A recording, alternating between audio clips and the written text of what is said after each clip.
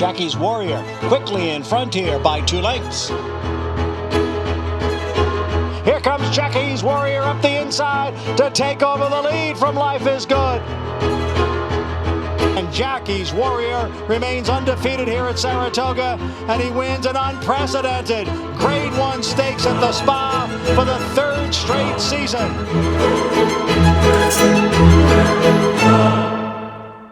Hello everybody, Mike Welch coming to you from Del Mar, the home of the 2024 Breeders' Cup. I'm here with the Daily Racing Form Breeders' Cup Clock Report, brought to you by Spendthrift Farm, the home of 5-time reigning champion General Sire Into Mischief, whose 2024 Breeders' Cup horses include Newgate and Pyrenees in the Classic. Well, the fog was back again and back with a vengeance this morning.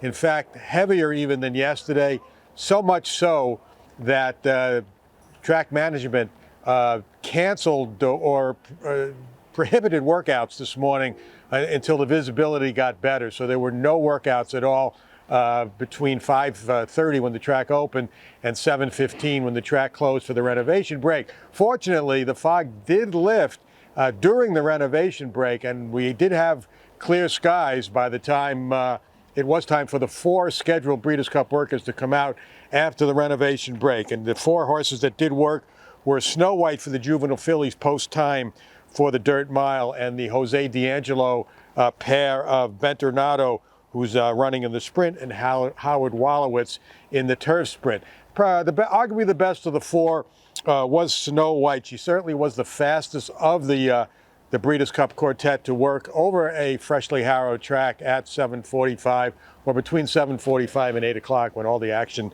did take place. Snow White was quick away from the pole, 23 for the opening quarter. Got a little bit tired, as one would expect, went 47 for the half, under a little bit of pressure to finish, but still had pretty good energy galloping out. Had her in a minute and a fifth for 5 furlongs and up 3/4 in 1:14 So a good effort by Snow White in her first time over the Del Mar racetrack. Post-time, who's running in the Dirt Mile, worked in company. It looked like a Doug O'Neill trainee from the Saddle Town. Not sure who it was. Post-time went a half mile in 24-4, 48-3. Went pretty easily. Gallop out, okay, 101-4, pretty much in tandem with his workmate. Bentornato expected a little quicker, the fact that he's running in the sprint.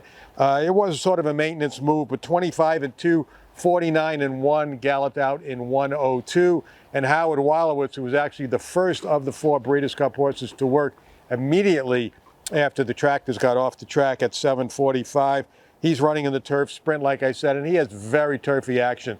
You cannot mistake him for a grass horse, and therefore his work on the dirt was not as quick as the other 3.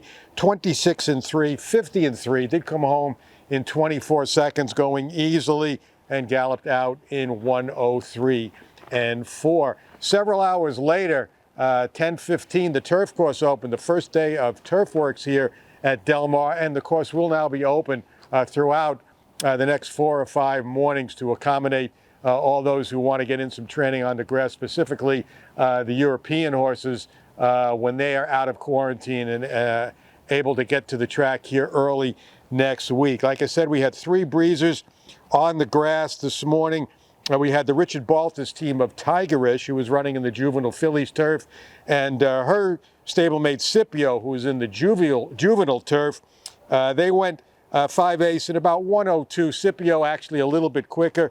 He broke a length behind. They finished on even terms. Both horses were kind of being asked to the wire. Gallop outs just average for both those horses. The third and final Breeders' Cup worker on the grass this morning was Beach Bomb for trainer Graham Motion. Now, she's been here all week. She's running in the filly and mare turf. She went in company with her stablemate Test Score. They actually warmed up, galloped 1.25 miles before they broke off at the half-mile pole. They won a half mile in 51 flat. The dogs are out very wide this morning, so take that into consideration when you're weighing the grass times today. And I thought of the pair, Test Score, who's coming off a maiden win at Keeneland, might have been the better of the 2. Actually broke ahead in front, maintained that advantage all the way around, held Beach Bomb off to the wire, and was also best on the gallop out. And I thought both galloped out extremely well. So Still a good morning for Beach Bomb, maintenance move prior to her appearance next weekend in the filly and mare turf.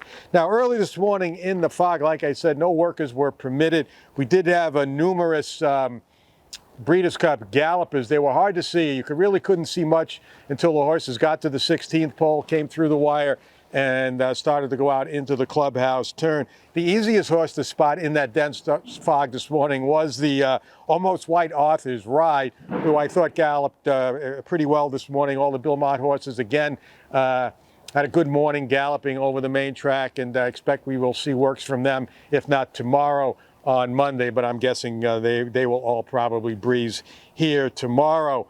A lot of the Japanese horses ended for the Breeders' Cup, or pre-ended anyway, for the Breeders' Cup. Kind of open galloped into easy three furlong breezes this morning.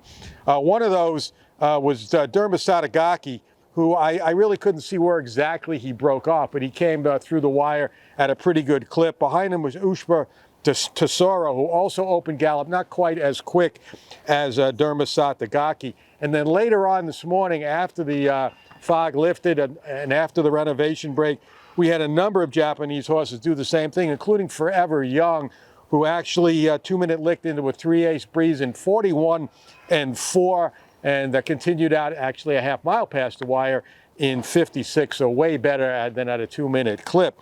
The pair of Rusham Park and 10 Happy Rose did likewise. I like the looks of both of them, both unmistakably turf horses by the way they move over the track. Both were a little bit green going over the turf, over the main track today, but I like the way they were striding out, especially Rusham Park. I thought it was a good move from that one today on the main track. Maybe we'll see them on the turf and moving a little bit more comfortably on the grass, but good mornings for both of those. T.O. St. Denis actually had to breeze, from what I was told, for the vet this morning to get off the poor performance list. Now, T.O. St. Denis was beaten 60 lengths in his last start in Japan.